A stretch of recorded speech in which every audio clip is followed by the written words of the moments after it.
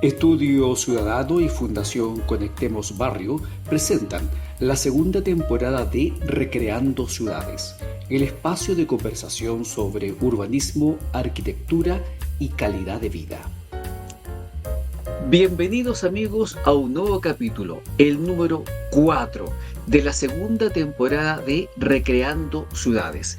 Esta coproducción entre la Fundación Conectemos Barrio y Estudio Ciudadano.cl, destinado a este espacio a conversar sobre arquitectura, urbanismo, calidad de vida y todos los temas relacionados con estos conceptos que son tan importantes para las familias, para los hogares, para nuestras comunas, para la región, para todo el país.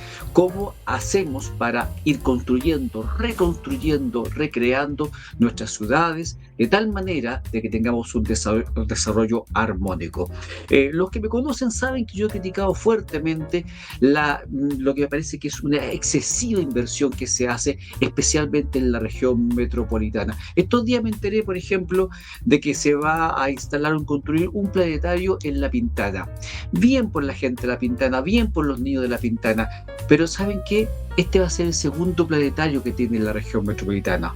En el resto del país no hay ninguno. Entonces, sería bueno entonces que empezáramos a democratizar las inversiones para que haya un planetario en toda la región del país, para que haya universidades en toda la región del país, centros de formación técnica en toda la región del país, en fin, y tantas cosas que se necesitan, y bajemos un poquito la velocidad de inversión en una región que se ha ido aumentando fuertemente, que tiene falencias, muchas de las cuales quedaron en clara evidencia ahora a propósito de los temporales de los primeros días de agosto. Y para hablar sobre los problemas que trajo estos temporales y otros temas más que tenemos acá en pantalla, voy a saludar entonces al invitado habitual, panelista de este programa, al arquitecto Cristian Angelucci Quesada, que además es director de la Fundación Conectemos Barrio. ¿Cómo estás, Cristian? ¿Cómo te trató a ti y a tu familia, y a tus amigos y familiares estas tormentas de lluvia y viento que tuvimos durante los primeros días de agosto? Hola Alejandro, ¿cómo estás? Muchas gracias nuevamente por esta invitación. Bueno, la verdad es que una situación bien complicada y particular al mismo tiempo. Es un fenómeno que no había ocurrido, al menos en la región metropolitana, y entiendo que en parte de las regiones del sur y del norte de nuestro país. Así que es un aprendizaje más que vamos a tener que tomar como lección para evidentemente poder empezar a planificar ya otras cosas que antes no nos habían sucedido, más allá de los terremotos, más allá de los incendios, más allá de todas estas contingencias y accidentes que hemos tenido a lo largo del tiempo. Así que espero que de alguna manera esta conversación nos sirva a nosotros y a los que nos están viendo y escuchando para poder atender estas situaciones y estas emergencias a mediano y largo plazo. Gracias, Cristian. Bienvenido a esta conversación que siempre es grata contigo. Yo decía, y tú también lo comentabas, de que, bueno, sufrimos el país, todo el país, sufrió los embates de la naturaleza nuevamente con lluvias persistentes, pero fíjate que yo no estoy seguro si las lluvias fueron tan distintas a las que estamos acostumbrados siempre. Pareciera que sí, hay coincidencia en que los vientos fueron un poquito superiores a lo que se está acostumbrado a ver, por lo menos en estas latitudes del continente. Uno ve las noticias de Estados Unidos particularmente, que donde hay mucho huracán, tornado, para qué hablar de Centroamérica, el Caribe, pero acá en este sector, en Sudamérica, no estamos acostumbrados a eso, y eso tal vez hizo la tremenda diferencia para los estragos que esto ha generado. Indudablemente, todos los que han visto la televisión sabemos que hay varios temas cruzados: la responsabilidad de las empresas por una parte, la responsabilidad de los alcaldes por otra. En el programa que hicimos estos días de Ciudadanos en Línea, capítulo 9, di un dato que lo voy a repetir acá, Cristian, y es que informaciones más o menos consolidadas tras el desastre, señalaba de que en la región metropolitana se habían caído o habían sido derribados poco más de 2.000 árboles, pero solo en la comuna de Maipú se cayeron más de 600. Entonces la pregunta que uno se hace: ¿cómo es posible que en una sola comuna se haya caído más de un tercio o el tercio de todos los árboles que se cayeron en la región metropolitana. Y eso, por lo menos para mí, me da una clara señal de que la pega no se está haciendo bien en los municipios y particularmente en el municipio de la comuna de Maipú, que además es una comuna muy importante, muy populosa. Hasta hace un tiempo, no sé si ese dato habrá cambiado, era Maipú la quinta comuna con más población de todo el país. Recordemos que en Chile tenemos aproximadamente, creo que son 345 comunas las que tenemos. Pero bueno, y bueno, para que decir otro tipo de responsabilidades, alguien decía por ahí, un señor que trabaja o ha trabajado muchos años en el mundo de las empresas eléctricas, decía que también el estándar que se había diseñado para Chile era un estándar que era más bajo que el promedio de estándar en cuanto al nivel de fallas de los países de la OCDE, del cual nosotros somos miembros. O sea, somos miembros de la OCDE, pero no hemos llegado, en el diseño por lo menos del sistema eléctrico, no hemos llegado a los estándares de la OCDE, esta Organización para la Cooperación y el Desarrollo, de la cual forman parte no muchos países. Y esto trajo varios estragos y uno de ellos es precisamente el suministro eléctrico que uno lo ve en dos cuestiones, básicamente, que es la iluminación, no tener luz para iluminarse, pero hoy día la electricidad se ocupa para mucho más que la luz. ¿Ah? Desde cargar el celular hasta tener agua caliente, calefaccionarse, en fin. ¿Cuál es tu visión, Cristian, sobre esta situación, tu diagnóstico, y para que avancemos un poquito en algunas ideas que tal vez se podrían dar para ir mejorando esta situación? Sí, efectivamente. Bueno, creo que lo primero que habría que señalar es que evidentemente este tipo de situaciones, digamos, climáticas, de alguna manera, son situaciones imprevistas que uno no puede predecir o anticipar, pero sí puedes al menos tener un cierto grado de planificación, digamos, antes de que puedan evidentemente suceder. A pesar de que uno no sabe con exactitud cuándo podrían eventualmente suceder, pero podrías eventualmente saber que si van a suceder, estemos preparados para eso. Evidentemente, como bien tú dices, nosotros a lo largo de todo este tiempo, en temas, por ejemplo, de la energía y de la infraestructura de la energía, de la distribución eléctrica, por ejemplo, hemos estado muy al debe. No hemos utilizado, digamos, las normativas o las nuevas tecnologías como para poder prevenir este tipo de catástrofes. Entre ellas, por ejemplo, hacer todo lo que es la instalación de la infraestructura eléctrica a nivel subterráneo. Eso sería una de las condiciones, por ejemplo, que eventualmente se están utilizando en muchos países y que nosotros claramente no hemos considerado. O al menos tener una disposición de infraestructura aérea que esté lo suficientemente diseñada o bien diseñada como para que no interfiera o obstaculice todo lo que significa el sistema, por ejemplo, de vegetación urbana que tenemos tanto en Santiago como en las otras regiones del país.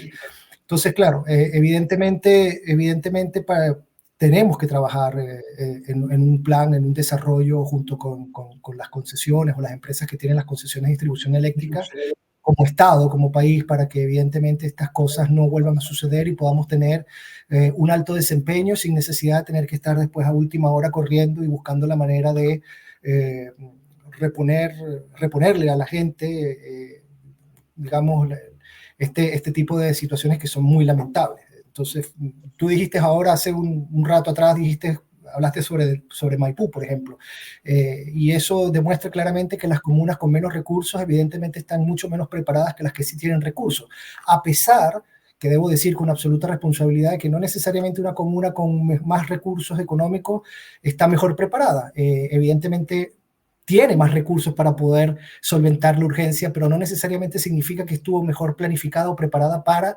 contener la urgencia. Son dos cosas totalmente diferentes. Y efectivamente, en comunas como por ejemplo Las Condes o comunas del Oriente, para no poner nombres específicos, evidentemente causaron bastantes estragos estos grandes vientos y hubo importantes zonas donde quedaron sin energía eléctrica, hubo cortes importantes de luz, todavía lo siguen habiendo al día de hoy, y evidentemente eso trae también efectos colaterales que tienen que ver, como bien dices tú, con el agua y con otros servicios básicos que son importantes para que la gente pueda vivir tranquilamente. Entonces, yo creo que esto tiene que ver con un tema de planificación a nivel de infraestructura. Me parece que es importante que utilicemos este aprendizaje, esta experiencia que tuvimos para poder empezar a dialogar y generar mesas de trabajo importantes con las empresas concesionadas para estos fines, pero desde el punto de vista también desde las autoridades locales y regionales. Yo creo que es importante que las autoridades locales y regionales asuman también la responsabilidad que significa este tipo de situaciones, porque evidentemente apuntar con el dedo única y exclusivamente a una persona o un grupo de personas por una catástrofe no es la forma de solucionar los problemas. Creo que también hay que empezar a asumir las responsabilidades del caso y hacer al menos un mea culpa como para poder decir, bueno, ¿qué hacemos como autoridades regionales para que este tipo de cosas no sucedan? ¿Cómo podemos hacer, por ejemplo, un catastro de la vegetación urbana que tenemos actualmente en las diferentes comunas de nuestra ciudad y del país? Ver, por ejemplo, las condiciones de estas vegetaciones, muchas de ellas estaban en muy, muy mal estado. Otras no habían tenido la mantención que les correspondía. También visualizar y estudiar nuevas líneas de distribución eléctrica que no necesariamente, si no son subterráneas y son aéreas, dónde podrían eventualmente pasar para que no atraviesen los árboles o las vegetaciones que son importantes dentro de nuestras comunas. Es decir, creo que las autoridades locales y regionales también tienen que hacer un trabajo importante en cuanto a reflexión para poder mejorar el sistema de distribución eléctrica en nuestro país. Así que ahora no queda otra opción que empezar a levantar estos diagnósticos y empezar a trabajar directamente con las comunidades para poder darles la tranquilidad que merece cualquier persona, que obviamente es tener sus servicios básicos al día y sin problema. Cristian, hablemos un poquito de algunas soluciones, porque creo realmente que la labor de algunas autoridades es deplorable. O sea, no sé, el gobernador Orrego, por ejemplo, que es re bueno para aparecer en la televisión, pero al final no aporta ningún tipo de solución concreta. Además, es el comentarista de lo obvio. Estos días lo escuché diciendo de que hacía un llamado a las empresas para que compensen. Bueno, si para eso está el CERNAC, para eso están los abogados, en fin. Yo preferiría escuchar al gobernador Orrego preocupado, por ejemplo, de cuestiones de infraestructura, de soluciones alternativas para proveer de servicios que necesitan las personas para su vida diaria. Y te quiero poner un ejemplo, a ver si tú tienes algún otro para ahí que nos pueda aportar desde tu mirada como arquitecto. Eh, Se corta la electricidad en una localidad, en una población, una comuna, y se va el agua de los edificios. Entonces, mucha gente pregunta, "Bueno, ¿por qué tiene que ver que se corte el agua, que se corte la luz o que se vaya el agua?"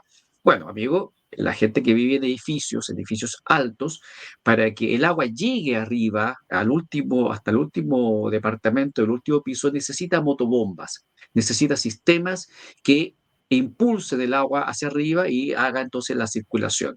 Entonces, si se va la electricidad, esa motobomba se detiene. Entonces ahí uno se pregunta realmente, Cristian, ¿qué pasa con el sistema de respaldo? ¿Qué pasa con el generador diésel o el generador a parafina o no sé qué otros combustibles habrá en generadores que se echan a andar automáticamente para que el suministro de agua no cese durante el tiempo digamos, de este corte? Ojo, uno parte de la idea es que los cortes en general son de poca duración. En este caso estamos hablando de comunas o localidades donde hemos tenido una semana y más el servicio sin ser repuesto. Entonces también uno se preguntaría por qué tampoco se implementan otro tipo de soluciones un poquito más radicales. Entonces, en vez de solamente tener un generador a combustible para que entre a funcionar y se mantenga entonces en movimiento la motobomba que ayuda a proveer el agua en el edificio, ¿por qué no alimentar esa motobomba con un sistema eléctrico alimentado por paneles solares? O, por ejemplo, incluso que uno lo puede ver hasta en tiendas como Mercado Libre, que hoy día se están vendiendo hasta estos aerogeneradores, que son estas aspas que tienen más o menos un tamaño de un diámetro de 1,20 m. Yo no veo cuál sería el inconveniente de poner algunos aerogeneradores arriba de un edificio. ¿Ah? Y junto a los paneles solares, y que entre aerogenerador, entre panel solar, tengan entonces la suficiente energía para que la motobomba que provee el agua a todo ese edificio funcione los 365 días del año. ¿Por qué? Porque incluso estos días visité a unos amigos que se acaban de cambiar un departamento, y a menos de un mes falló un fusible y también quedó sin agua. Entonces, la dependencia, y tal vez podría poner muchos otros ejemplos, de dependencia de servicios respecto de la electricidad. O sea, donde la electricidad es el elemento fundamental para que tal o cual servicio esté operativo. Entonces, me llama la atención, Cristian, y con esto te vuelvo la palabra, que los proyectos inmobiliarios, que los edificios no estén considerados estos elementos o de respaldo o alternativos o de emergencias para satisfacer este tipo de necesidades, y al final todos dependamos de, por ejemplo, el servicio que ofrece la única empresa eléctrica monopólica, y por muy regulada que esté, es monopólica, y respecto a la cual no nos podemos cambiar, porque ese es otro tema también. Yo podré cambiar de empresa de TV cable, y eso también, porque hay dificultades para cambiar de TV cable, especialmente en los edificios, o de internet o de telefonía, pero no me puedo cambiar de empresa de agua, ni me puedo cambiar de empresa que me provea de electricidad. ¿Algún ejemplo o alguna reflexión al respecto a este tipo de temas, Cristian? Sí, bueno, justamente en esto último que acabas de decir me llama profundamente la atención, porque leía la otra vez un artículo de un gerente que trabaja en una empresa de información de data de redes de Internet, que son redes de comunicación al fin y al cabo, que decía justamente que una posible solución, que yo, bueno, particularmente desde mi vereda, obviamente, porque no soy especialista en este tema, pero opino que podría ser complicado por un tema de costos, pero él decía en este escrito que una de las formas de solucionar eventualmente este tipo de situaciones es diversificando el mercado de distribución eléctrica y diversificando obviamente el mercado de distribución hídrica o de agua, digamos. Entonces, en vez de tener una única exclusiva empresa que te distribuye electricidad, tú podrías eventualmente, así como haces con la telefonía o con los bancos o con cualquier otro servicio, podrías eventualmente disponer de la empresa eléctrica, en este caso, que te acomode más o le acomode más a la familia por temas de calidad, por temas de costo, etc. Claro que eso implicaría, obviamente, a nivel de infraestructura, un costo adicional, porque evidentemente, si ya tenemos problemas con la infraestructura aérea de una sola empresa que nos distribuye electricidad, no me quiero imaginar cómo debería ser la infraestructura para 3 o 4 empresas que en el fondo quieran ofrecer sus servicios de distribución eléctrica. O sea, entendiendo un poco este concepto de varios actores dentro del mercado. Pero independientemente de ese punto, de la oferta, creo que aquí hay que saber, o tenemos que de alguna manera saber diferenciar las cosas. Una tiene que ver con eventualmente la necesidad que uno va a tener ante una posible falla eléctrica. Es decir, todos los edificios, evidentemente, y las casas que están dentro de las ciudades, en ningún momento obviamente están pensando en que va a haber una falla eléctrica generalizada o de alta magnitud como para estar pensando que tienen que tener a disposición un generador eléctrico, una alternativa que les permita poder funcionar de manera autónoma. O sea, uno espera o esperaría, a menos que sea una catástrofe como la que nos sucedió, uno esperaría que siempre la energía esté por parte de la concesión, en este caso privada, como la tenemos nosotros, o del Estado, en el caso que fuese del Estado, e igualmente con el Dios lo agua. permita. ¿Perdón? Ni Dios lo permite que sea el Estado, Cristian. No, bueno, claro, yo estoy haciendo un análisis en realidad, no me estoy poniendo. ¿Aló? Sí, te escucho Sí, perfecto. escucho. Sí, no, claro, me estoy poniendo en una posición de análisis, no en una posición de qué es lo que considero que podría ser mejor o peor en este caso, pero convengamos que nuestro sistema, acá en Chile, evidentemente funciona de esa manera. Entonces, claro, pensar en cómo de alguna manera generar alternativas que nos permitan a nosotros de alguna forma poder funcionar en el caso de los edificios, en el caso de las casas, sin la necesidad de tener que estar dependiendo de la provisión de energía de una determinada empresa, sin duda que es una alternativa, pero yo lo vería más como un concepto de ahorro más que de un corte de suministro. Es decir, por ejemplo, en el caso de la energía solar, como bien tú dices, uno podría eventualmente, como edificio o como organización, digamos, en un caso de un barrio, por ejemplo, donde haya muchas viviendas y vecinos y vecinas se ponen de acuerdo para generar energía eléctrica a través de paneles solares que les permitan poder disponer de un abastecimiento o un suministro de este servicio sin necesidad de tener que depender en este caso, del suministro de Enel o de la empresa que distribuye la energía. Pero eso más en el sentido de querer ahorrar de alguna manera o favorecer tu funcionamiento, más que una consideración que uno tenga que hacer porque eventualmente se podría quedar sin energía, porque si empezamos a pensar de que tenemos que usar elementos alternativos para poder proveernos de energía o de agua, porque vamos a tener fallas sistémicas a lo largo del tiempo, entonces algo estamos haciendo mal, porque evidentemente la energía y el agua no deberían faltar nunca dentro de las ciudades y dentro de la planificación de nuestras ciudades. Entonces, yo lo vería más como una cuestión de ahorro, una cuestión de mejorar la calidad del sistema, digamos, del medio ambiente, más que como una cuestión de previsión ante una posible falla generalizada. Bueno, y obviamente en cuanto al tema que tú bien mencionas de las inmobiliarias, a mí me parece que este tipo de situaciones tienen que ser evidentemente normadas, es decir, o reguladas. Yo creo que por más que a mí, debo decirlo, y tú bien, me conoces bastante bien, uno creo en la responsabilidad empresarial, creo que en la ética privada, creo que las empresas tienen que empezar, y en este caso hablando de las inmobiliarias, a pensar o comenzar a pensar también en este tipo de cosas sin estar siempre mirándose los bolsillos o viendo las rentabilidades o las utilidades que puedan tener. También es cierto que si tú no normas o reglamentas este tipo de cosas, evidentemente la gran parte de las empresas privadas no van a considerarlas porque obviamente va a ser un costo adicional mayor al que tienen eventualmente.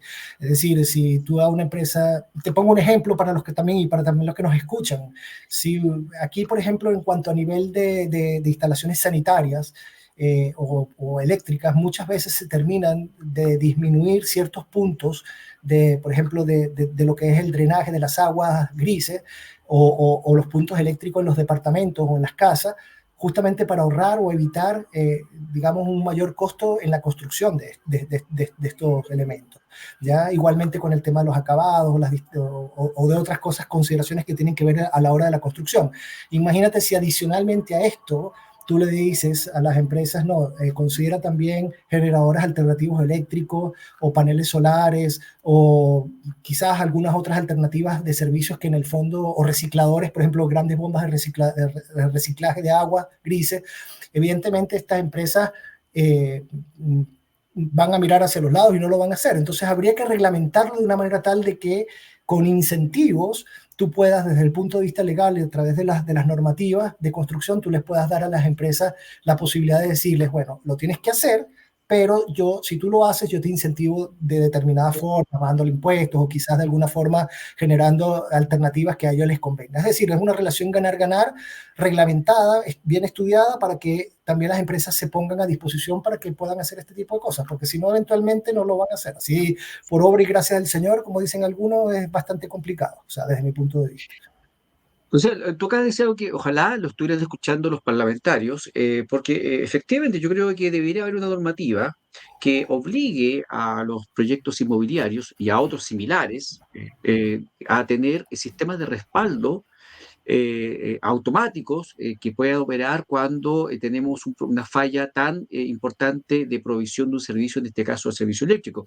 Tú sabes que a partir del 1 de agosto de 2024 se supo que iban a aumentar las tarifas eléctricas. y vienen dos alzas más. Cada alza, por lo menos esta que se aplicó ya en este segundo semestre, sería del orden del 30-40% el aumento de las tarifas. Recordemos que esto viene del proceso de congelamiento de tarifas que ocurrió a partir de la pandemia del COVID.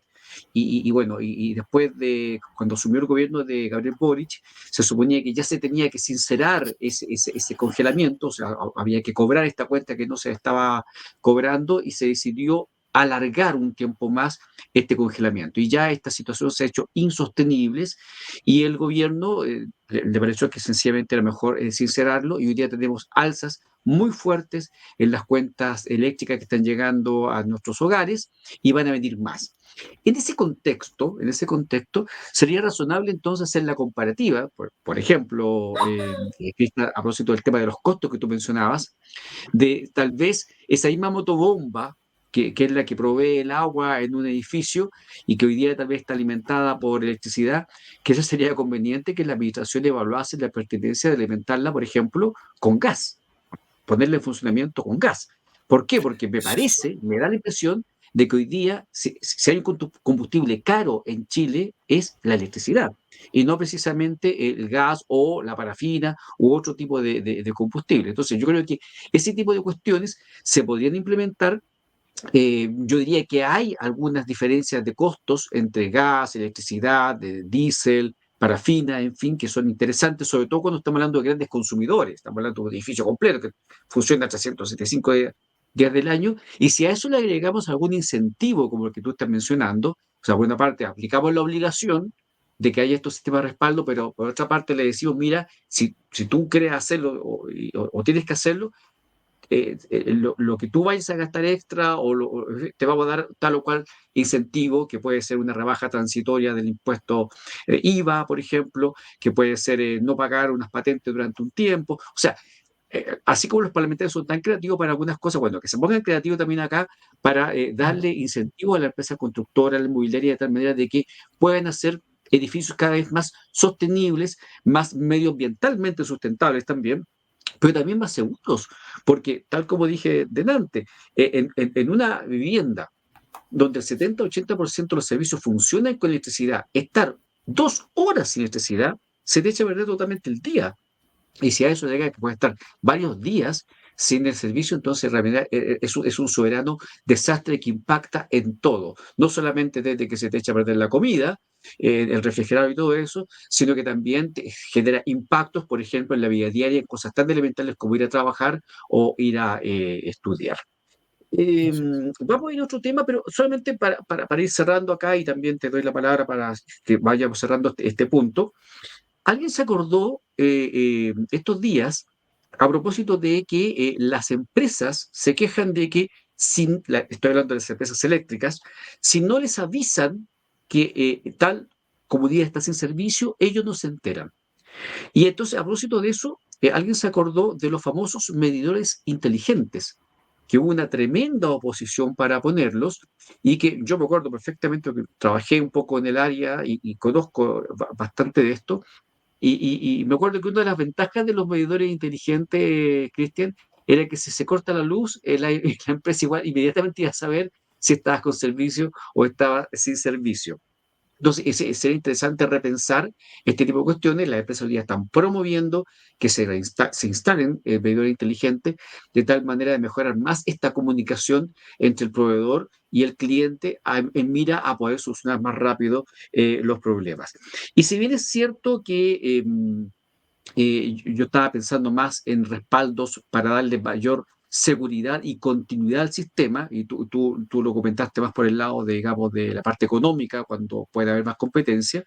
Me acordé del caso español, donde precisamente usando la misma infraestructura eléctrica, en el caso español, los españoles sí pueden elegir a quién le provee el servicio.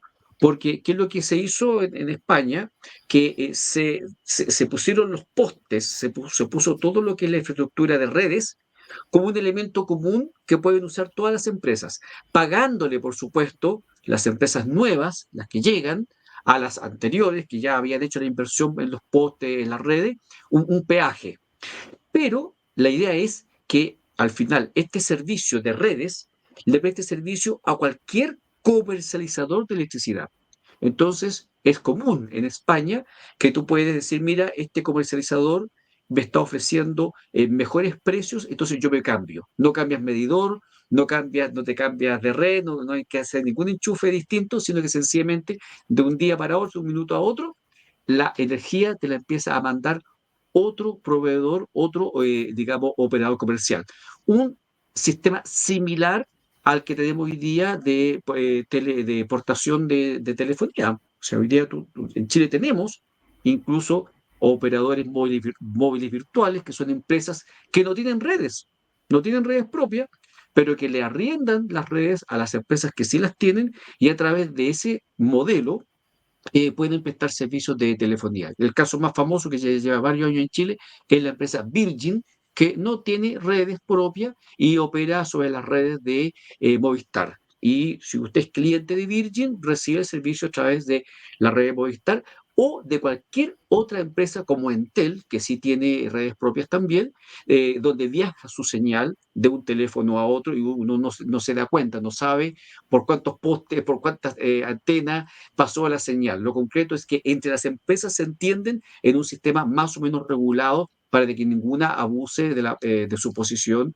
respecto de la otra. Y eso permitió, en el caso de la telecomunicación móvil en Chile, ampliar la oferta de servicios telefónicos de esta naturaleza con los consabidos rebaja de los costos, porque recordemos, Cristian, me imagino que tú pudiste haber tenido algún celular hace 15 o 20 años y llamar por teléfono en un celular hace 15 20 años era realmente una locura. O sea, ya ni me acuerdo cuando costaba 1.000 pesos el minuto en telefonía y hoy día llamamos por cuánto, por 2 pesos, 3 pesos. Entonces, es una cuestión, ha Sí, cambiado del cielo a la tierra el sistema de los costos de la telefonía móvil, gracias a varios cambios, entre ellos esta posibilidad de portarse sin necesidad de hacer mayores trámites y porque el Estado salió a regular el uso compartido de las redes en ciertas condiciones donde unos les pagan a otros. Entonces, eso es un caso interesante que también se da en el caso español con la empresa eléctrica y que también podríamos estudiar acá. Tal vez no resuelve el problema digamos, de vulnerabilidad, porque si las redes son las mismas, se cae, da lo mismo que esté comprando la energía. Pero sí podría ayudar también a que sea más competitivo el servicio. ¿Algún otro comentario antes de cerrar este punto para ir a otros dos que tenemos acá, interesantísimos, sí. en la conversación que hoy día tengo con Cristian Angelucci Quesada, arquitecto y director de la Fundación Conectemos Barrios? Cristian. Sí, no, la verdad es que no hay mucho más que decir, digamos, hay mucho más que decir, pero en líneas generales un poco lo que hemos conversado tú y yo se puede deducir de que tenemos que aprovechar, repito, toda esta innovación tecnológica que hemos venido teniendo a lo largo de estos últimos años para poder mejorar evidentemente los servicios y eso va a permitir que cada vez más las infraestructuras sean digamos, menos robustas cuanto me refiero en cuanto a su escala y dimensión dentro de la ciudad y mejores servicios y podamos entonces poder dejar efectivamente los espacios públicos para lo que realmente deberían servir, que son para poder convivir, compenetrarnos como sociedad sin necesidad de tener que tener atravesado grandes postes eléctricos, estar viendo grandes arañas eléctricas o de telecomunicaciones, porque evidentemente con la tecnología estas cosas se pueden ir mejorando sin necesidad de tener que intervenir la ciudad de manera tan, digamos, crítica. Así que creo que es importante eso. Repito, espero que sí, que nos sirva de experiencia también este tema de los fuertes vientos que tuvimos y, bueno, ojalá, repito, que las autoridades municipales, las de ahora y las que vienen, se pongan en pie de lucha para poder trabajar de la mano con la empresa privada y puedan llegar a un buen puerto para todos los usuarios que estamos sufriendo estas consecuencias. Efectivamente, dos puntos a propósito de lo que estás diciendo para cerrar también. Uno es que hay una disputa permanente entre las empresas eléctricas y las empresas de telecomunicaciones, porque por ley las empresas de telecomunicaciones tienen derecho a usar los postes eléctricos para tender sus propios cables, Así pagando es. un peaje que dicen las empresas eléctricas que preferirían no recibir esa plata con tal que no lo usen sus postes. Así es un poco la situación, porque estos cables de telecomunicaciones vienen a estresar el ya claramente débil sistema de postes eléctricos. Y lo otro, a propósito de que estamos en año electoral, y tú lo acabas de mencionar también a propósito de autoridades, Cristian, Mm. recordar la labor de concejales, particularmente concejales y alcaldes. Consejeros regionales un poco es otro nivel, y gobernador ya es más general. Pero yo realmente creo que si hay responsables son los municipios. ¿Ah? Y uno observa, esta semana además se supo que la alcaldesa Iracy Hasler tiene una oficina o un departamento de equidad de género o algo parecido, donde habrían como un centenar de funcionarios.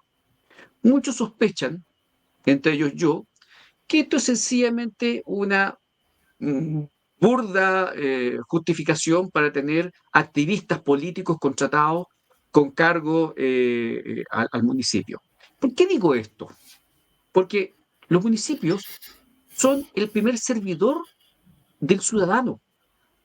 Los municipios son los que se tienen que encargar del aseo, de las áreas verdes, de la educación y la salud municipal, de los CEFAM, los servicios, centros de salud familiar, los SECOF, centros comunitarios familiares, en fin, podría decir muchas cosas. ¿Para qué decir? Los cementerios, muchos son administrados por los municipios. Entonces, ¿para qué decir entonces de la mantención de los árboles, la poda de los árboles antes que sus copas toquen los cables? Porque cuando ya llegan a los cables le corresponde hacer ese trabajo a las empresas eléctricas. Entonces, yo hago un llamado realmente, no solamente a los candidatos que se presentan este año, sino que también a los electores. Si un candidato al Consejo Municipal o un candidato a alcalde está ofreciendo oficinas de equidad de género o está ofreciendo otro tipo de cosas que no atienden estas cuestiones que son básicas, amigo o amiga, dude. Porque lo más probable es que usted le esté dando un voto a un activista político que está preocupado quizás de instalar un modelo cubano en Chile antes de ir a podar los árboles, que es tan elemental. ¿Ah? O hacer campañas de limpieza de las alcantarillas. Y tantas otras cosas que son tan necesarias para mantener la limpieza, la seguridad, la usabilidad de nuestras ciudades. Entonces también ahí es importante que los ciudadanos se fijen en qué están eligiendo. Si usted quiere una persona para temas más políticos superiores, bueno, tal vez en las próximas elecciones del próximo año, cuando hay que elegir diputados, senadores, tal vez es la ocasión de elegir a un legislador para otros temas. Pero en la comuna hay que fijarse. La gente que va a servir a la comuna tiene que ser personas con sentido de lo práctico, de solucionar problemas concretos, no solamente de dar charlitas de temas que a veces a muchos no les interesan y que no afectan ni mejoran la calidad de vida de las personas. Bien, pasemos entonces al otro tema, Cristian, que te hemos preparado, porque yo me enteré por ti, ¿ah? A través de tu cuenta de X o Twitter, yo prefiero Twitter, para mí va a ser siempre Twitter, Sí. ¿ah? De una polémica que se armó hace unos días. Tengo acá uno de las notas de prensa sobre un debate que se generó por las presuntas tomas legítimas que habría defendido en sus declaraciones quien es nada menos que el Premio Nacional de Arquitectura Cristian Castillo. Voy a leer rápidamente un par de elementos acá de esta nota que tengo en la vista. Dice que en entrevista con la revista Sábado, el Premio Nacional de Arquitectura 2024, Cristian Castillo, profundizó en uno de los temas que ya desde su postrado en vivienda, no, posgrado tiene que ser cierto, desde su posgrado en vivienda en la Architectural Association School of Architecture de Londres, 1965, viene considerando que las tomas son legítimas. Dice que todas las grandes ciudades han crecido y se han desarrollado a través de tomas de suelo. Eso no es extraño. Sigo pensando que las tomas son legítimas. Aún hoy día lo pienso. Y a estas declaraciones que ya son un poquito impactantes, se sumó tengo entendido que la presidente del Colegio de Arquitectos, avalando totalmente estas palabras. Y esto obviamente dividió al gremio y hubo gente como Cristian Angelucci, arquitectos, que salieron a criticar estas opiniones. ¿Cuál es tu reflexión sobre esta materia? Explícate un poquito más de este debate que no sé si se ha cerrado a esta altura. Sí, bueno, mira, sería muy interesante en primera línea poder conversar con el arquitecto Cristian Castillo para poder escuchar un poquito más en amplitud cuáles son las consideraciones por el cual hizo este tipo de comentarios. Digamos, a priori, lo único que puedo uno sacar es el contexto de lo que él dijo. Y si uno lo trata de sacar en el contexto de lo que uno lee sobre lo que él dijo, evidentemente no, yo no puedo estar muy de acuerdo porque evidentemente desde el orden jurídico establecido hoy en día, cualquier terreno, inclusive si es de propiedad pública, pertenece a un dueño. En el caso del privado pertenece a un dueño, obviamente a un representante, un grupo de accionistas o de personas que tienen un determinado bien inmueble, y si es desde el punto de vista público, obviamente el Estado. Así que cualquier persona que intente abordar uno de estos terrenos o de estas propiedades, evidentemente está cometiendo un delito desde el punto de vista de orden jurídico. Así que yo creo que repito, habría que tomar en consideración cuáles son los aspectos por el cual él se basó para decir este tipo de cosas. Dicho esto, lo que sí puedo decir es que hay unas condiciones totalmente diferentes cuando uno hace un análisis en el tipo de tomas que estamos teniendo. Obviamente análisis que son sociológicos, antropológicos, filosóficos, que evidentemente entran dentro del juego y de todas estas variables. Y recuerdo que inclusive tú y yo, Alejandro, y para los que nos están viendo y nos están escuchando, lo conversamos en algún minuto también, cuando uno ve este tipo de tomas, que son grandes campamentos en donde hay, no sé, 500, 600, 700 familias conviviendo, uno visualiza dentro de la estructura interna de estas tomas, visualiza todo un orden y una estructura que forma parte de lo que serían radicaciones de microciudades, que funcionan casi que igual como funciona una ciudad, con sus propias reglas, sus propias normas, en donde existen servicios, por ejemplo, de peluquería, servicios bares, servicios de discoteca, servicios de entretenimiento, bueno, para no ponerle nombres específicos, e inclusive en muchas ocasiones ves dentro de esas propias estructuras, de esas tomas, ves espacios públicos que en el fondo sirven para poder compenetrarse y convivir entre ellos. Entonces, viéndolo desde ese punto de vista, es interesante hacer un estudio, un análisis, porque te permite entender cómo la persona o las personas también forman parte integral del desarrollo de una ciudad. Eso es una cosa bien compleja. Yo sé que a veces puede enredar, porque cuando uno dice yo me tomo la ciudad o yo me apropio de la ciudad, lo que estás queriendo decir desde el punto de vista, no sé si se quiere teórico, es que tú eres parte de la estructura de la ciudad. Si el individuo no recorre la ciudad y no la vive, por decir de alguna forma, evidentemente la ciudad no existiría. Somos nosotros los individuos los que hacemos parte de la ciudad, somos parte de la ciudad. Entonces, claro, nosotros nos tomamos la ciudad desde un punto de vista teórico, pero evidentemente siempre bajo los reglamentos y las normativas que efectivamente como sociedad nos impusimos, todos, para evidentemente poder convivir. Y eso significa obviamente propiedad privada, significa por ejemplo normas al utilizar los espacios públicos, y bueno, un sinfín de otras cosas que evidentemente no vamos a mencionar en este programa, pero repito, son dos cosas totalmente distintas. Una la ves desde el punto de vista humano, social, de apropiación del espacio, y otra cosa totalmente distinta es la toma como una forma de apropiación de una propiedad que es totalmente privada y que tiene un dueño. Puede ser privada, insisto, o pública, porque las propiedades públicas también son propiedades. Entonces, eso es importante aclararlo y sería, claro, Las que son del Estado. Exactamente, son del Estado. Y eso es importante tomarlo en consideración. Yo repito, no sé cuál es el contexto en el que el arquitecto habrá dicho esto, pero evidentemente si es bajo la lectura literal del título en el que fue escrito, evidentemente yo estoy en total desacuerdo. Repasemos un poco más sus declaraciones a propósito de que él piensa que las tomas son legítimas.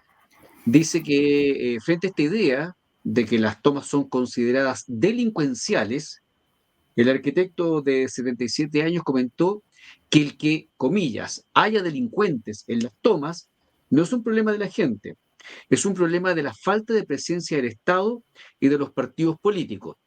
Uno podría decir, bueno, del Estado sí, porque si no hay carabineros, por ejemplo, no hay jueces, no hay derecho, ¿cómo entonces se resuelven los conflictos? Y por lo tanto empieza a valer más lo que se llama el peso del más fuerte, el que tiene la fuerza, la violencia, obviamente se impone sobre el otro que es más débil.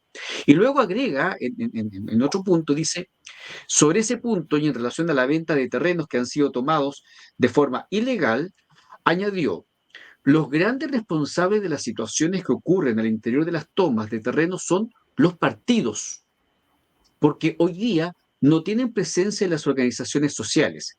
Si los partidos hicieran trabajos en las poblaciones, en las fábricas, en las escuelas, en las universidades, eso no pasaría, porque las tomas estarían controladas por algún partido político que las llevaría adelante. La verdad que me llama mucho la atención, porque en el fondo dice, oye, mira, el problema con las tomas es que no están los partidos políticos, porque en el párrafo anterior dice, es un problema de la falta de presencia del Estado. Y él agrega, y de los partidos políticos. Entonces yo acabo de decir, claro, yo estoy de acuerdo con el punto de la falta de Estado, porque no hay orden, no hay justicia, no hay derecho, no hay respeto a la propiedad privada. Al policía, por ejemplo, lo hemos conversado tantas veces, el hecho de que tenemos localidades en Chile como Temucuicui, donde la autoridad no puede llegar y entrar. No, el censo no entró fácilmente en Temucuicui, creo que incluso no entrado nunca. ¿Ah? Cuando fue la ministra de Interior, Isca Siches, a hablar ahí con los líderes de Temucuicui, la recibieron a balazo. ¿Ah? Entonces, claramente donde no hay Estado de Derecho, evidentemente que empieza a primar la ley del más fuerte. Pero ¿qué tienen que hacer los partidos políticos ahí? ¿Ah? Y luego agrega entonces que si estuvieran los partidos políticos en las organizaciones sociales, entonces estas tomas estarían controladas por los partidos políticos. Sí, ¿de qué Sí. estamos hablando? ¿Tú Sí, entiendes bueno, esto? o sea, yo trato de comprender en el fondo, pero estoy de acuerdo contigo. O sea, es difícil poder comprender algo que parece ser tan literal. Yo tampoco entiendo muy bien qué quiso decir con el tema de que tiene que estar de alguna manera, no sé, organizados con los partidos políticos. Yo lo que puedo decir es que evidentemente a veces se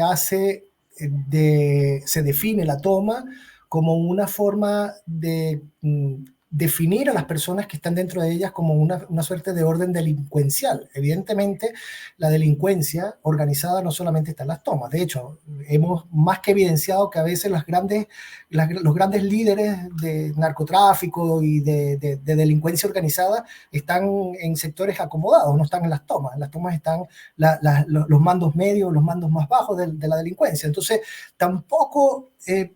creo que tampoco es bueno considerar que un grupo de personas que hacen una toma específica ilegal, desde mi punto de vista, son delincuentes. Puede ser que haya otras consideraciones sociales que son importantes de tomar en consideración, falta de techo, falta de servicios públicos, etcétera, pero no son delincuentes, ni son todas las tomas delincuenciales. Eso es una cosa. Y otra cosa también, que es un poco lo que tú leíste, es cómo hace el Estado para poder de alguna manera generar un plan de desarrollo que permita que eso no ocurra. Y eso, bueno, tiene miles de variables, evidentemente. La primera de ellas es pudiendo tener una organización o un plan de organización de desarrollo social que permita, por ejemplo, que cada día existan menos personas con necesidades de tener vivienda. Es decir, ¿a qué me refiero con esto? Que en la medida en que tú desarrolles planes de viviendas o de infraestructura para generar servicios a las personas que menos posibilidades tienen, en esa medida tú vas a empezar a tener menos necesidades de personas que necesiten tomarse terrenos privados o públicos. Entonces, evidentemente, el Estado tiene que hacer un trabajo importante en eso para evitarlo. Y cuando ocurra, tiene que buscar la manera de poder generar alternativas que sean rápidas y eficientes. No solamente sirve el título de vivienda de emergencia, sino que también tienen que ser, digamos, planes que puedan ser rápidos y eficientes para poder, de alguna manera, ir disminuyendo paulativa y progresivamente el tema de las tomas. Entonces, eso es una cosa totalmente diferente. Yo tampoco entiendo qué tiene que ver los partidos políticos. Me imagino que quiso decir, porque él también tiene alguna consideración o punto político en su manejo como profesional, pero me imagino que quiso decir es que son los políticos los que tienen que empezar a darse cuenta de este tipo de condiciones sociales como para que empiecen a hacer cosas que de verdad sean importantes y no solamente hablar de la boca para afuera en la televisión. Puede ser que quiso decir eso también. Yo La creo que verdad es está que no. siendo bastante generoso, Cristian, con ese análisis. Yo voy a ser O sea, menos generoso que tú. Yo creo sencillamente que lo que está diciendo este señor, Cristian Castillo, ¿se llama? sí, Cristian sí, Castillo. Cristian, sí, sí, Cristian sí. Castillo. Está notificando a los partidos políticos de que este es un buen elemento, un buen instrumento para que ellos tengan liderazgo, para que ellos tengan más poder. ¿Ah? Es que esto me recuerda, Cristian, cosas que pasaban antaño, donde, por ejemplo, los partidos políticos te entregaban el voto el día de la votación. ¿Ah? Donde, por ejemplo, tú no podías trabajar si no tenías la venia de partido político. Recordemos que antes la sindicalización era obligatoria en Chile. ¿Ah? Y si tú no eras del partido político, no eras amigote del partido político, entonces tú no podías trabajar. Por eso que hay libertad sindical y libertad de asociación. Tú no puedes estar en un gremio como no puedes estarlo. ¿Ah? Y que no depende el trabajar del partido político. Entonces, me parece extremadamente grave esta situación que plantea el arquitecto Castillo, porque en el fondo está diciendo, mira, una forma de que los partidos tengan más poder es que se empoderen de este conflicto social, tengan más, tengan más tomadas las riendas a este tema y de esa manera entonces puedan manipular, porque hacer también partidos políticos pueden influir en el gobierno, en la autoridad de turno, para obtener soluciones. Y si yo, Claro. partido político o líder político, logro soluciones habitaciones para un grupo de personas que se toma una toma, obviamente que yo salgo beneficiado porque aparezco como el líder positivo que permite que un grupo de personas con necesidades acceda a una solución. Y quiero coincidir contigo en el punto que dijiste de que no todas las tomas son delincuenciales. Indudablemente, no podemos decir que toda la gente que hace una toma o que está en una toma son delincuentes. Pero sí lo que quiero hacer enfático yo, y lo que me pasa con las tomas, Cristian, es que el apoyar de alguna manera una toma implica darle una bofetada a todas aquellas personas, a todas aquellas familias que hacen las cosas en regla, aquellos que forman el comité de vivienda, que hacen el ahorro de, no sé, 5 UF, 10 UF, no sé cuántas UF hay que ahorrar para que tengan un subsidio de habitaciones en Chile, que sacan la libreta de ahorro del Banco Estado, que esperan los plazos de las postulaciones para los llamados del subsidio habitacional y que cumplen con todos los requisitos. La verdad, tengo ese problema. Yo, la verdad, no puedo apoyar una toma por esa sola circunstancia, porque es pasar a llevar a las otras personas que respetando las reglas y el Estado de Derecho han confiado en que si lo hacen de esa manera, de forma correcta, no violenta, pacífica, van a obtener una solución. Y esas personas son absolutamente dañadas por las tomas porque por la vía de la violencia y por la vía de la fuerza se obliga a que la autoridad estatal saque a estas personas que están esperando, los pongan más atrás en la fila para poner a estas otras personas que se han tomado un terreno a través de la violencia. Sí, a ver, yo coincido contigo también en eso, Alejandro. Aquí el punto de la conversación está básicamente, o estuvo básicamente, o al menos de lo que yo quise transmitir, sobre la interpretación de lo que el arquitecto, en este caso Cristian Castillo, quiso hacer ante este medio de comunicación o esta revista en el cual fue publicado. Si tú me preguntas a mí, como arquitecto, como profesional, como persona que forma parte de esta sociedad, si estoy de acuerdo o no estoy de acuerdo en la forma en cómo se hacen las tomas y si las valido o no, evidentemente estoy completamente de acuerdo contigo. Yo tampoco considero que los caminos regulares para poder, digamos, desarrollar o planificar ciudades sean a partir de tomas ilegales para poder después reprogramarlas o replanificarlas y darles sus viviendas. Yo creo que no es la forma. Ahora, yo lo que sí estoy queriendo decir con esto es que para que las personas no se tomen las propiedades o, digamos, los predios privados o públicos de manera tan irregular o tan invasiva o tan violenta, tú también tienes que ofrecerles las herramientas y las oportunidades para poder hacerlo. Cuando tú dices que molesta que un grupo de personas que se han agrupado en comités de viviendas y que han ahorrado las 10, 15, 20 UF que necesitan ahorrar, no puedan obtener viviendas y estas personas se tomen los terrenos de esa forma, hay que considerar de que esas personas, que esos comités de vivienda pasan a veces 4, 5, 6, 7 años viviendo de manera hacinada en otras casas de familiares para poder obtener una vivienda que a veces resulta inclusive ser una vivienda deficiente.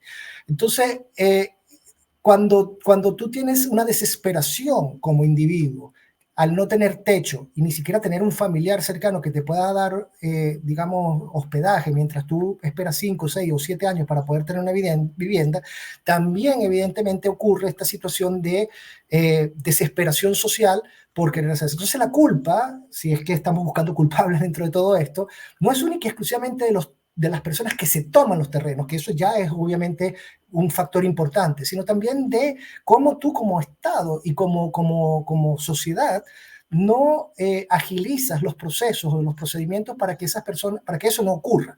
Entonces, también eso tiene que ver, bueno, nos estamos quizás desviando un poco del tema, pero tiene que ver también con el tema de la delincuencia. Tú dices, bueno, ¿cómo hacemos evidentemente, para combatir? Yo no puedo decir, jamás se me ocurriría decir, Alejandro, que una persona roba por necesidad, porque tiene hambre.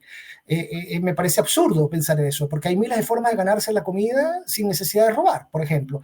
Pero también tú dices, bueno, ¿cómo hago yo si no tengo el trabajo? Y lucho para poder tener trabajo y al final del día no lo logro y me estoy muriendo de hambre. Entonces opto por ir y robarme algo porque necesito comer. Entonces no lo justifico, pero también considero que el sistema a veces hace que las personas lleguen a una, digamos, actuación extrema para poder conseguir sus necesidades básicas. Entonces yo en esto soy también muy enfático. No estoy de acuerdo con las tomas. Me parece que las tomas son procedimientos irregulares, violentos, y de alguna manera considero de que en fondo parte de la razón por el, digamos, parte del problema por el cual estamos teniendo este tipo de situaciones es porque también hemos sido bastante indolentes como país y como ciudad para abordar un tema tan importante como es el tema de la vivienda. Y eso creo que es importante tomarlo en cuenta. Entonces, Sí.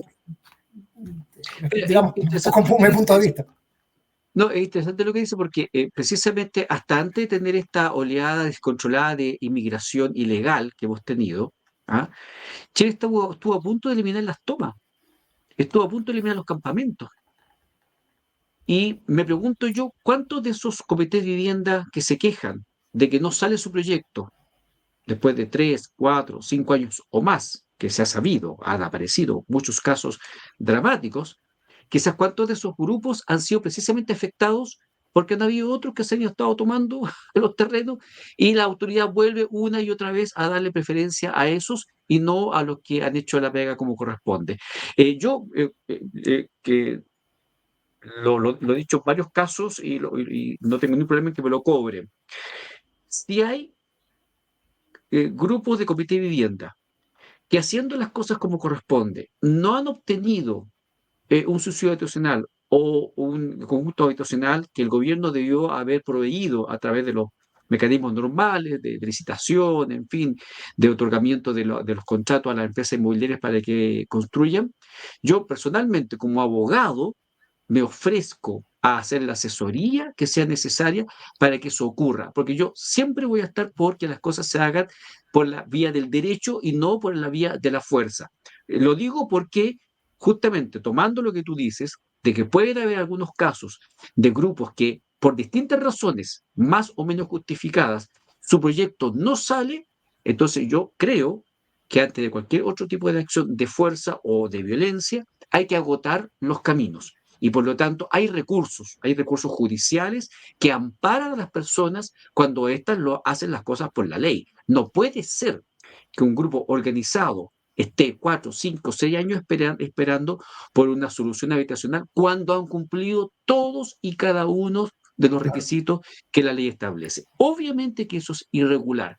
Y yo personalmente, lo repito, que soy embajadero, en mi calidad de abogado, me ofrezco para revisar ese tipo de situaciones y llevar adelante las acciones legales, incluso judiciales, pues no todo tiene que ser judiciales, algunas pueden ser cuestiones administrativas, ¿ah? Pero Claro. que tengan que ver con el cumplimiento de la ley. Si hay un ministro de vivienda, si hay un seremi de vivienda, si hay un director del servicio de vivienda que no está haciendo su pega, eso hay que denunciarlo y hay que perseguirlo con las herramientas que da el Estado de Derecho antes de evaluar cualquier otro tipo de acción. Porque yo, por lo menos, como hombre de derecho, siempre voy a estar en esa línea y, por supuesto, lo digo como una forma de responder a este punto que tú has mencionado, que la prensa cada cierto tiempo nos ha mostrado casos dramáticos, casos que no se explican, de gente que organizadamente ha hecho las cosas y aún así no, la autoridad no le resuelve el problema. Entonces ahí hay que ver qué es lo que está pasando. De acuerdo. Oye, interesante el tema de todo, seguramente volver a tocarlo en otro momento. Sí. Y como te he llevado un poquito al mundo del derecho, que es el área donde yo me muevo, estos días, el programa anterior, que está ahí en la página web de la Fundación Conectemos Barrio, conectemosbarrio.cl, y está en estudiociudadano.cl. No solamente los 3 capítulos de esta segunda temporada que ya están hechos, sino que también los 6 capítulos de la temporada del año pasado. O sea, ya llevamos 9 capítulos de distintos temas. En el último capítulo, estuvimos conversando de varios temas que el capítulo se llama ¿Por qué nos inundamos? Estuve hablando de varios temas y estuve entre ellos hablando de algunos verdaderos desastres medioambientales, como es la construcción de edificios en las dunas de Concón, y nos acordamos también del caso del edificio de Punta Piqueros. Y yo dije algo con mucha, con mucha seguridad, porque lo vi, lo vi en la prensa judicial, por favor. No, no lo vi en una revista de variedad, no, no, Claro. no. No, lo vi en noticia judicial. La Corte Suprema había ordenado que se demoliese este hotel de Punta Piqueros, que lo mostramos, aquí lo vamos a mostrar nuevamente, que estaba instalado ahí en unos roqueríos, que en realidad hacía imposible que realmente se pudiera vivir o alojar en ese lugar. Y resulta que la sorpresa de estos días, y esta es la actualización que queremos comentar con Cristian, y quiero preguntar tu opinión, Cristian, ¿ah? Es esto que Sí. estamos viendo acá, informado, por ejemplo, en este caso por The Clinic, que tiene que haber salido otro medio, pero lo vamos a tomar de acá. El 2 de agosto de 2024, el medio The Clinic nos informa lo siguiente.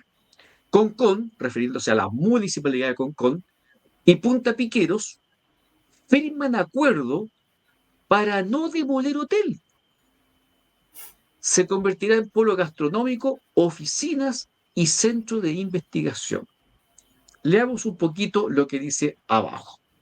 Dice que la Corte de Apelación de Valparaíso propició una salida conciliadora al conflicto generado por la orden de demolición que pesa sobre el Hotel Punta Piqueros. Esta orden fue dictada por la Seremi de Vivienda de Valparaíso en cumplimiento de los fallos de la Corte Suprema que anularon el permiso de obra obtenido en 2011. Por favor, la verdad que tendría que revisar el expediente para poder entender esto. Para mí esto es inexplicable. ¿Ah?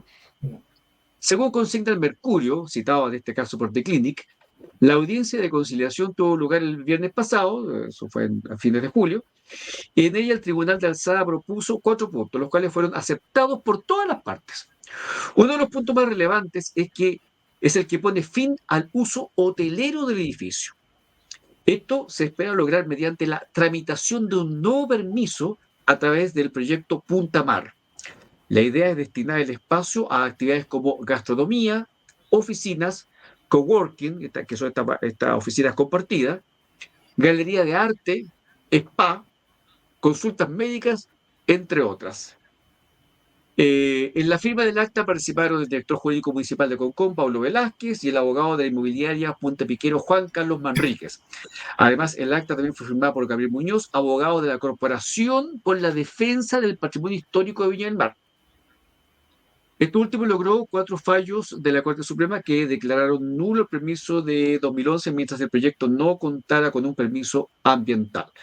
Por su parte, Cecilia Rojas, presidenta de la Corporación Pro Defensa, aseguró al citado medio que entendemos que las bases de conciliación propuestas por la Corte se han fijado en ajustar el proyecto a la normativa vigente y al PRC del 2017 y no al revés, como pretendía la inmobiliaria inicialmente. Tras la firma del acuerdo, un profesional determinará el nivel del suelo natural para evaluar la necesidad de desmantelar los pisos superiores del edificio. De esta manera se podrá adecuar al plan regulador comunal actual, que es más restrictivo. Además, si el Consejo Municipal y los accionistas de la empresa ratifican el acuerdo, esta última desistirá del reclamo de ilegalidad. Finalmente, se acordó suspender la demanda por 97 millones de dólares que se había interpuesto contra el Estado y el municipio.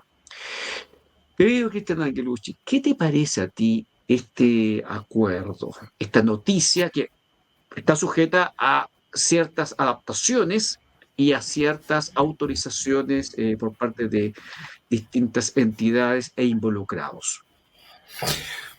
Bueno,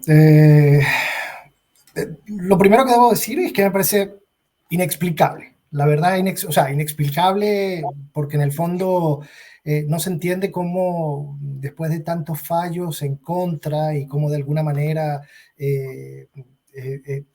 se generó este conflicto con respecto al edificio, hoy en día se haya llegado a la resolución de que el edificio se debe mantener bajo otro programa completamente distinto y probablemente tomando en consideración algunas que otras restricciones volumétricas, si se puede decir de alguna forma, es decir, quitarle algunos pisos o demás.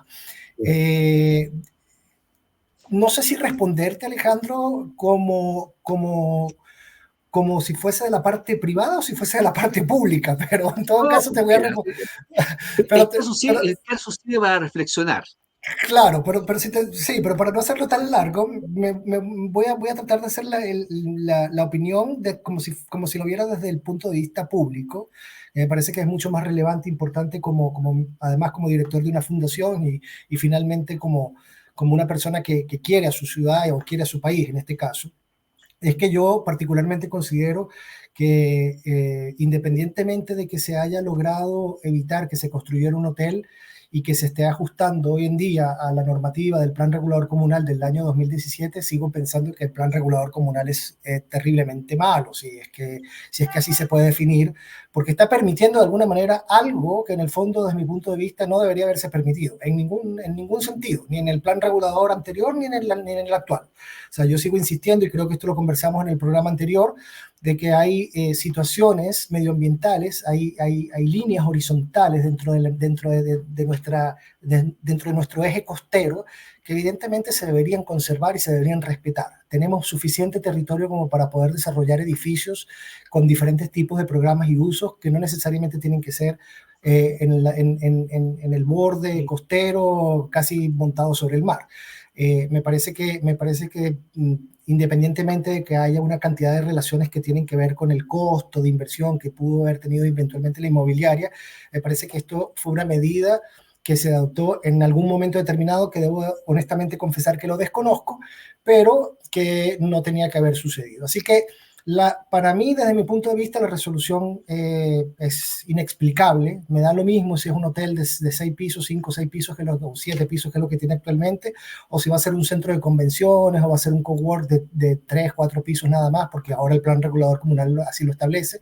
A mí me parece que el edificio en ese punto es un mero capricho formal que no genera ningún tipo digamos, de valor agregado al borde costero de Concón. O sea, ese es mi punto de vista. Igual como lo dije también con el tema de las dunas. O sea, yo creo que también tenemos que revisar este tipo de cosas porque evidentemente hay lugares donde tenemos que respetar el medio ambiente, hay lugares donde se puede construir, hay lugares donde se puede planificar las ciudades, y tenemos todavía territorio para poder hacerlo sin necesidad de tener que invadir ciertos puntos que son parte de nuestra condición natural y del medio ambiente. Ojo que lo que estoy diciendo lo estoy diciendo con absoluta responsabilidad, esto no tiene ningún matiz ni sesgo ideológico, es un tema que es una opinión personal como profesional. Creo que hoy en día tenemos que estar más que nunca pensando en el medio ambiente y en nuestro planeta, porque evidentemente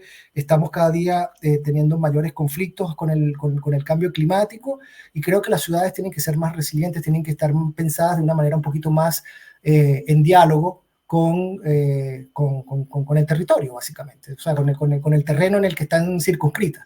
Así que la verdad es que el fallo me tomó por sorpresa a mí también, Alejandro.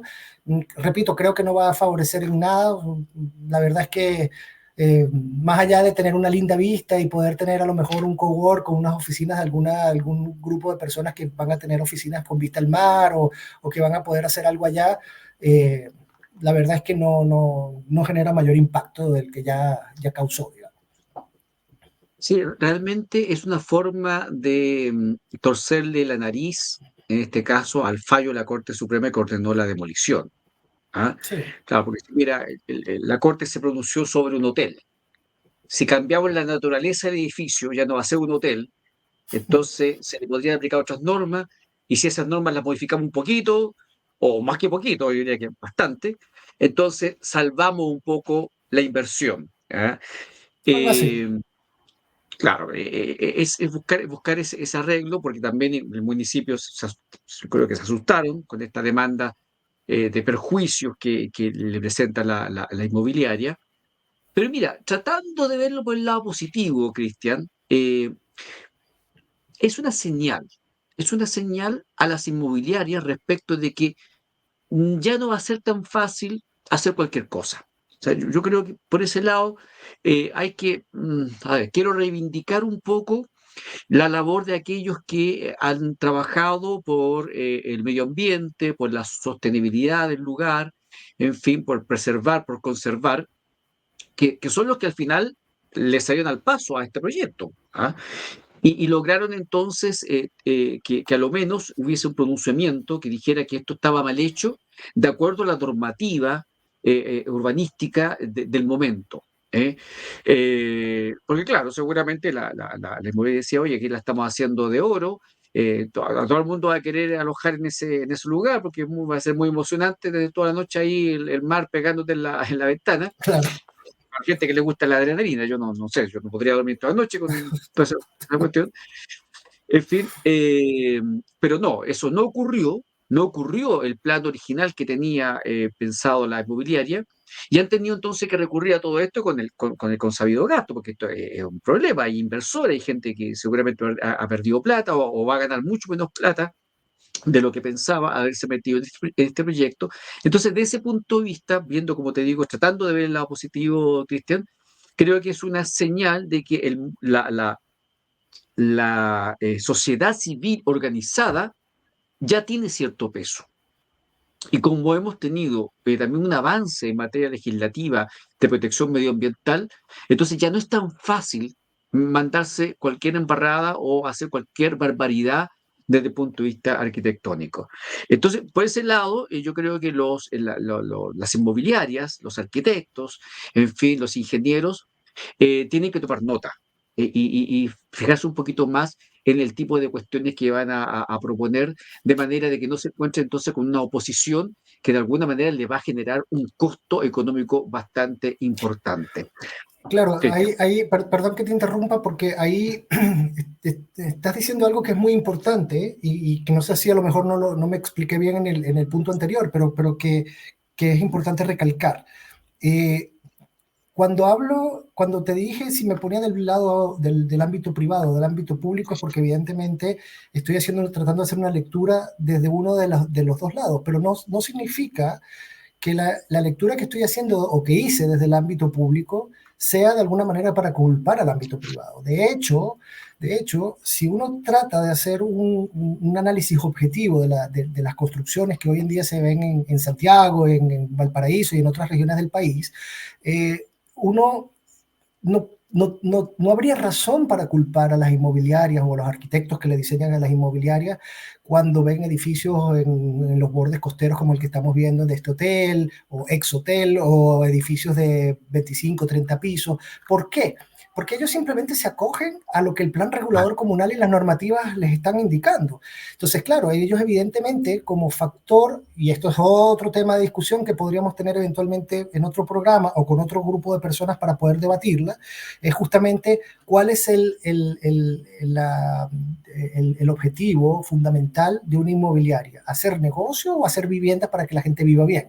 O sea, yo creo que ahí puede ser un mix de ambas cosas, sin duda alguna. Yo creo que puede haber un equilibrio, pero no se puede dejar de desconocer que las inmobiliarias evidentemente buscan también la mayor utilidad y rentabilidad posible en el negocio. Entonces, cuando ellos ven que el plan regulador comunal les permite poder desarrollar edificios o construcciones que le van a generar una gran cantidad de utilidad, como bien dices tú, por ejemplo, en este caso un hotel sobre el mar espectacular, donde nadie va a querer dejar de ir de estar una noche ahí porque va a ser una noche inolvidable, evidentemente la inmobiliaria dice, bacán, yo voy a construir ahí porque a mí la normativa me lo permite, yo no estoy haciendo nada que va en contra de la ley. Entonces, eso de alguna manera respaldando un poquito el ámbito privado.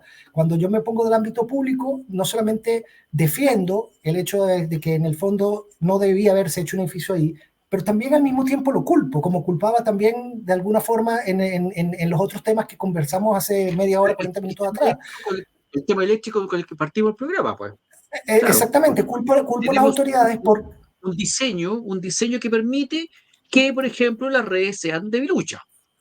Exactamente, entonces así en este caso tenemos, por ejemplo, planes regulares comunales que son antiguos, que ya están caducos, que no se, digamos, no se circunscriben a las consideraciones climáticas actuales. Entonces, evidentemente estamos teniendo un conflicto porque pretendemos, y cuando digo pretendemos me incluyo para que la gente se sienta cómoda cuando yo opino, porque no quiero hacer esto de un punto político, pero bueno, pretendemos de alguna forma que después de que las inmobiliarias o estos actores que desarrollan este tipo de construcciones bajo el reglamento de los planes reguladores comunales, entonces digan, levantamos, golpeamos la mesa y digamos, no, eso es un exabrupto, eso no se puede hacer, porque finalmente eso está de alguna manera en contra del medio ambiente. Pero un momento, ¿y qué hacemos nosotros como autoridades? Teníamos que haber previsto esto antes, porque ya esa persona o ese grupo de personas ya construyeron un edificio que cuesta 150, 200 mil millones de dólares, o sea, 200 millones de dólares, no sé cuánto, digamos, una cantidad importante de dinero, y evidentemente eso es un daño que se le está, un perjuicio que se le está causando. Entonces, aquí en definitiva, para terminar, las culpas tienen que ser compartidas, definitivamente compartidas, pero siempre pensando en que si nosotros queremos de alguna manera tener una ciudad armónica desde el punto de vista de planificación, debe existir una autoridad o una normativa que permita poder darle los parámetros a los privados para que puedan desarrollar sus construcciones con sus utilidades incluidas, pero dentro del ámbito de lo que significa una planificación consensuada y armónica para todos. No golpeando la mesa y paralizándole los proyectos cuando ya van a mitad de camino, porque si no generan este tipo de conflictos que estamos teniendo y nos terminamos cayendo todos a golpes y no logramos absolutamente nada. Exacto. ¿Te das cuenta, Cristian, cómo al final se tocan los ejemplos? Porque yo también mencioné a propósito de la elección de este año, haciendo un llamado a que los electores se fijen en los candidatos.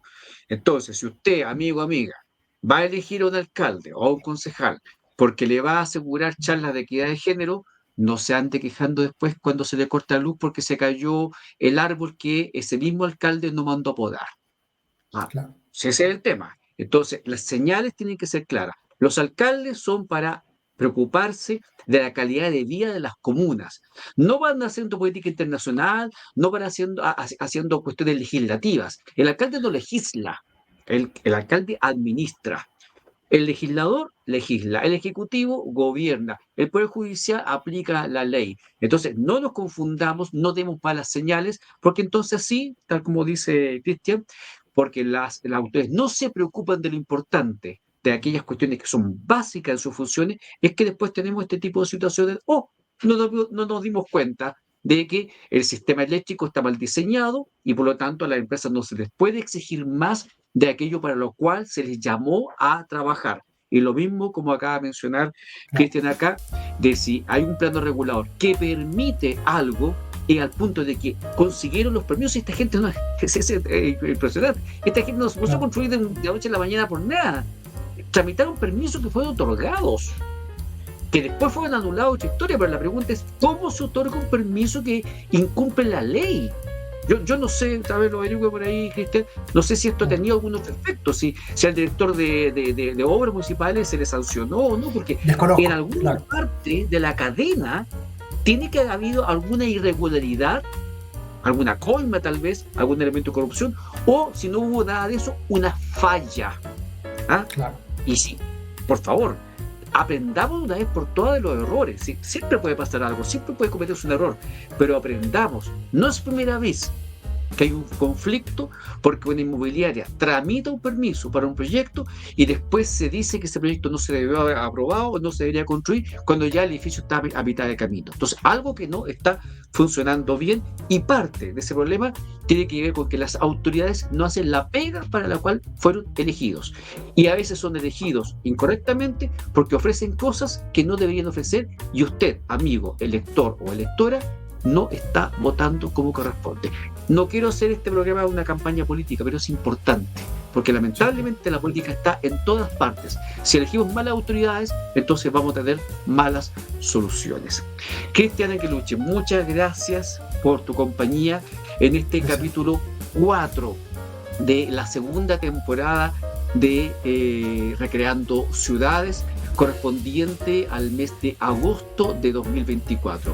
Conversamos con el director de la Fundación Conectemos Barrio sobre arquitectura, urbanismo y calidad de vida, y yo espero que el próximo mes nos acompañen nuevamente con un nuevo capítulo de esta segunda temporada de Recreando Ciudades. No olviden que todos los capítulos de Recreando Ciudades están disponibles tanto en la página de la Fundación Conectemos Barrio, conectemosbarrio.cl, y también en estudiociudadano.cl. Dios mediante, nos vemos el próximo mes.